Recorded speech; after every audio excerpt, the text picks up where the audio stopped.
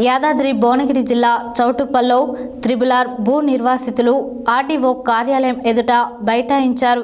Triple-are alignment మార్చాలని, బాధితులకు న్యాయం చేయాలని డిమాండ్ చేస్తూ సోమవారం నిరసన చేపట్టారు. ఈ సందర్భంగా త్రిబుల్-ఆర్ బాధితులు మాట్లాడారు. యాదాద్రి భువనగిరి జిల్లా చౌటుప్పల్లో త్రిబుల్-ఆర్ భూ నిర్వాసితులు ఆర్డీఓ కార్యాలయం ఎదుట బైఠాయింపు. త్రిబుల్-ఆర్ అలైన్మెంట్ మార్చాలని, బాధితులకు న్యాయం చేయాలని డిమాండ్ చేస్తూ సోమవారం నిరసన చేపట్టారు.